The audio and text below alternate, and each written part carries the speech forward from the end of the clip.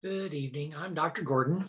I'm the professor of record and I call it keeper of the flame of all 62626 managerial school leadership. That means that I facilitate all the sections and work with anybody else that's helping us with this class. At the moment, we have about 125 people or so that are in this class, and there are a total of 4 of us that are helping you with it. And so thought I'd spend a little bit of time and just talk about the course and some things that that you'll see, and so you have an idea what to expect. So wanting to, of course, this what I'm showing here is called the blueprint site. In that, as I make updates, it syncs with the rest of everybody else's sections. This course is laid out in modules like all our other courses in this program, and it flows March 15 through April 30th.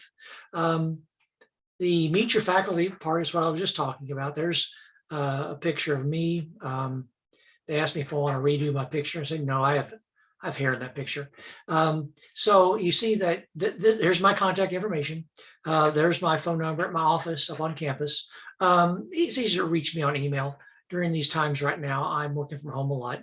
Dr. McCutcheon is working the teacher of record for sections 84 through 87. Now we have 2 associate faculty members that help us with this course. Dr. Judy Pierce, and she works with section 81. And I think 85, I was told, and Dr. Kenneth Cummings, instructional coach for sections 82 and 83.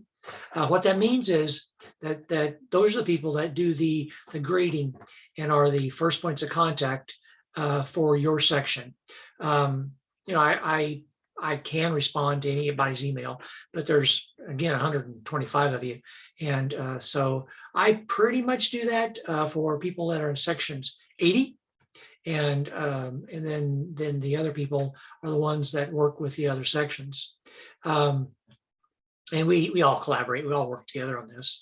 So so as I talk about this, all these assignments, mostly how it's set up is that every week you'll have some information, some threads, and some type of deliverable. And I try to make it as practical as possible, where you are doing things that hopefully you will do as a school leader. Introducing yourself. This letter to a new principal, something that I wrote probably, I don't know, 10, 12, 13, 14 years ago, actually. I was a secondary principal for 19 years, been a small school principal, a big school assistant principal, athletic director, a school of about 1,000, lead principal for 8 years. Then 2 years I was a director of a career and tech center. And then I went and worked for almost 3 years for Missouri's Department of Elementary and Secondary Education. In Missouri, we call that DESE. And when I was there, I worked in school improvement and the Office of Special Education. And then I'm in my 10th year at Northwest, and I'm an associate professor. So introduce yourself. It's good for us to have videos so that we get to see each other and have an idea, what we look like. The Missouri is working on a professional development series for administrators, and that's the MLDS here. And I included this so that one of the domains is managerial school leadership, and then in the managerial part, the implements operational systems, personnel, and strategic use of resources to show that that's how we try to organize this class to fit the MLDS, and it's a Missouri thing. So I know some of you that are watching this are from other states and so on, but of course you work towards your Missouri certification first and then go for the other states. I've been getting a lot of questions about the capstone performance assessment. In this program, you do have a capstone course, and what I've done here, I've added some questions and answers for the capstone assessment. The capstone assessment is a 4-step project process that you will do throughout your coursework. The capstone course at the very end of all your coursework is 7 weeks long, but essentially once you get the course started and to give the professors time to grade the performance assessments, you really have about 5 weeks to work on the performance assessment. So it's really not long enough to do this project where you will identify an instructional issue in your building from the lens of a school leader, broader than you as a classroom teacher. You will create a team, you will create a plan, you will implement your team, you'll implement your plan with the team, you'll gather data, you'll provide professional development to other teachers, you will reflect on the process. And again, and all the question and answer I have there, that the rubric for this is written in past tense. It says, what did you learn? What did you do? How did you lead your team? Things that it's not hypothetical at all. You're expected to have done this. So my advice is that if you have not done it yet, get started on it and pick an instructional issue in your school. And you don't have to reinvent the wheel. It does not have to be any more complicated than it needs to be. The rubric doesn't really ask, other than it being an instructional issue, the rubric does not really ask for the quality of the question that you're working on, or the problem that you're working on. It's more about how you led your team and the processes of that. So it's a leadership project that you can use bits and pieces of the rest of your courses as you're working on it. So that's why here, the step one, prompt one, is the very first step of this. And so that's why we're supposed to put this in the top of all our classes. I make a big deal of it because I also grade the performance assessment at the end. And I find that the more front-loading conversations that I do, then the better the outcome. And so again, this is a performance assessment. It is for certification. In the capstone course, it's broken apart, and you submit it as parts of each step separately, and you receive feedback and a grade separately. Then it's all put together, and your professor of your capstone course arrives at a score. There are 4 prompts, 4 parts, total of 4 points for each. A 16 would be a perfect score. 16 is not that common. I think you just need a 12 to pass. So it's not hard to pass. And honestly, in the times I've been working on it, nobody has failed. Lots of people don't get full scores, but it's a certification requirement.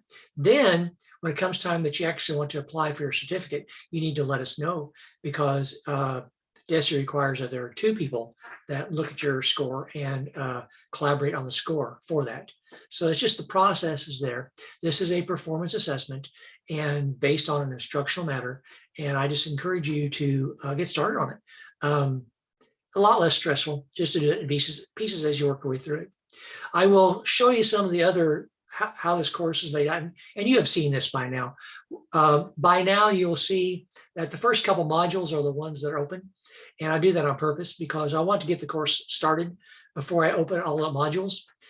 Because once people start, if they reach ahead too far and start working on modules and their assignments, and if I decide I need to make a change or I realize I've made a mistake, once people start submitting to the assignments, it locks me out, and I'm not able to do that. So I like to get the course started running for about a week or a week and a half. And then I know that all of you want to see all the assignments. Although I did place the assignment names and due dates in a module, so you can see all of that. So here we're talking about Todd Whitaker. Those of you that are not in Missouri, well, Todd Whitaker is a Missouri principal, and now he's written books about leadership. I had the field experience practicum log here. You are encouraged, you have to have practicum hours in each of your classes. You need practicum hours in a building other than your building. And because that is a requirement for certification in the state of Missouri. And so I also encourage you to interact with as many principles as possible. Almost every module I have in here, I ask you to bounce the concepts off of a practicing principal. School leader, practicing principal, could be assistant principal, I get that. I encourage you to speak to multiple school leaders through this process. Once in a while, we hear of a principal, practicing principal, that gets a little burned out from all the questions that he or she has asked. So we encourage you to ask lots of people. Plus, you learn something from every principal that you interact with. And so that's how that works. So the field experience practicum log is not due until end of the course, but I have it up here where you can see it as an assignment. The module 2, safety audit here. The Missouri School Board Association is the leading source of policies in the state of Missouri for schools, and they have a Center for Educational Safety. And I'm trying to weave in some of the materials that you might see as a practicing school leader. Now, if you're Iowa, Nebraska, another state, you may or may not have something like no, you probably do have something like MSBA. But it's what we're using, and it is not particularly Missouri specific. The safety audit is a building that is other than your school, because it's good for you to get out of your school and look at buildings other than yours through a new lens. And hopefully you will come up with something that the principal of that other school finds beneficial. I am aware some people are working in schools that are still essentially virtual still, and just communicate with us, work your way through this. These communications can be virtual, they can be emails, they can be Zooms. There's a lot of different ways to do this. I do know that some of you are, for one reason or another, are away from your schools right now. We're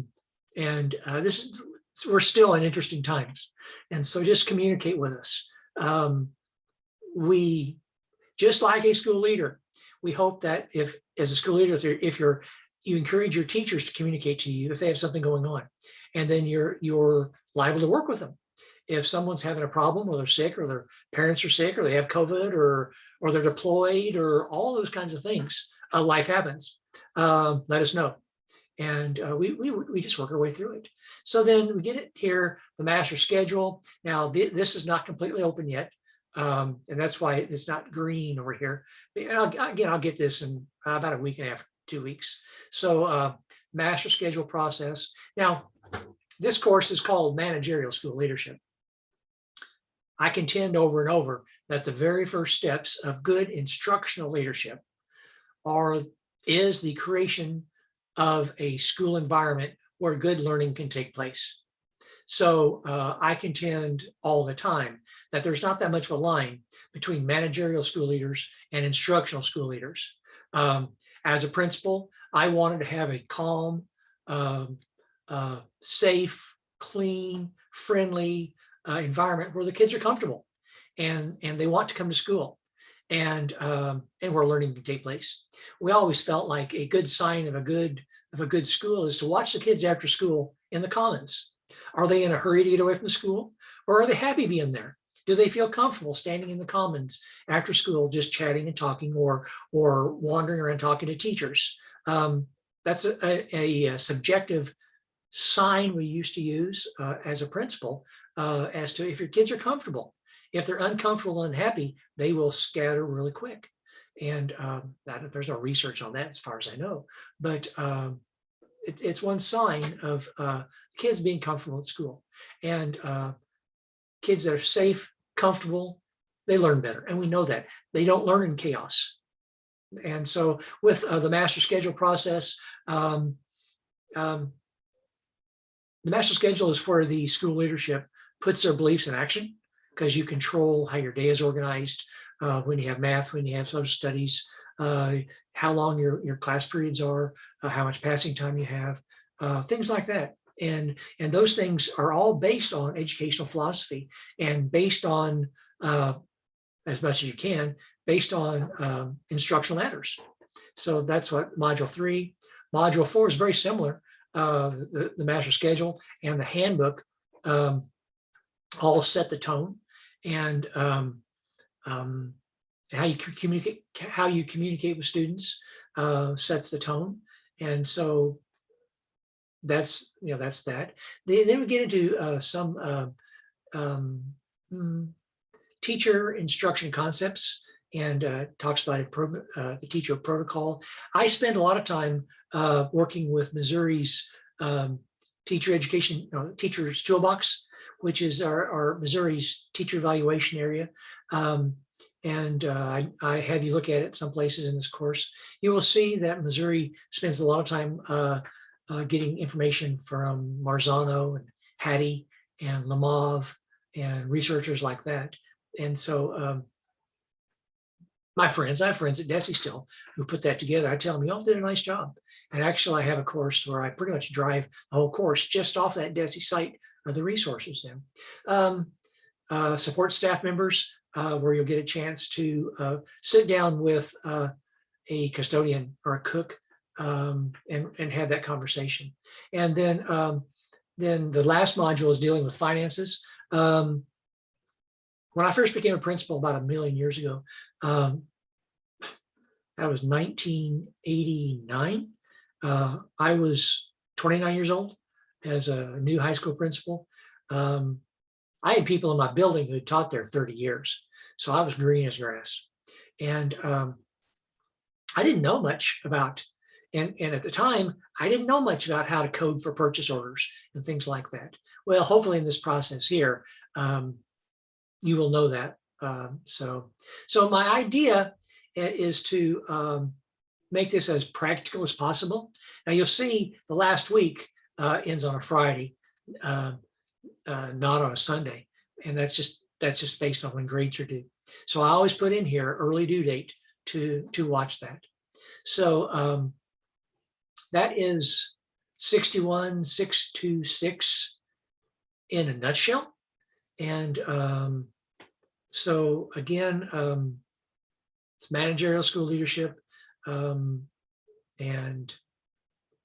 I hope that you find it very practical. Again, I will encourage you to spend a lot of time talking with school leaders, practicing school leaders, those of us that used to have hair that don't have a lot of hair anymore, that have been in the trenches. I had a lot of hair when I became a principal, and I've lost a lot of it since. So I tell people I still think like a principal, and I don't know if that means I've permanently damaged the head or something. I don't know, but communicate with us if you have questions. Try some of the emails that come our way. Don't say what section someone is in, and it makes it a little hard for us to know of the 127 students in here. We want to be responsive, but we want to make sure that the right person is responding back to you. It's somewhat like when I was a lead principal and I had 2 assistant principals, and a student would come to me and be asking me questions, and I'd have to say, well, now who have you already talked to? And because you want people that you're already working with to have a chance to be part of the conversation. So again, I hope this is a beneficial class. Hope you get a lot out of it. I hope you're looking forward to being a school leader. I enjoyed being a high school principal. It was difficult at times. It was stressful. It was fast paced. I think back to when I was a principal, the long days I put in and thought nothing of it. I was at school regularly at, before 7 a.m. in the morning and regularly till 10 o'clock at night. I'd run home, change my shirt and get a bite to eat and come right back to school. That's just what you do. And I felt like I was responsible for every molecule at my school, and I was. And when the fire alarms would go off in the middle of the night, 2 o'clock in the morning, my phone would ring, and I'd go to school, and then I have to be back at school at 6:55 the next morning. That's just what you do. So I hope you think that through, and as you talk with principals, practicing principals, that you're trying to see things through their eyes, and you're trying to put yourself in the position of a school leader and think like a principal. And then if you feel like it's for you, dive in and go for it. Most of us never feel completely ready to become a principal or a school leader. A lot of people say, I want to be just an assistant principal for a while and move up. Well, life sometimes doesn't work that way. Sometimes you just dive in, you go for it. And Good principals don't want to leave the classroom. Think that through a little bit. Good principals don't want to leave the classroom because it's important that good principals were good teachers first. So, okay. I'll put this video back up on the course site, and please let us know if you have any questions. Good evening.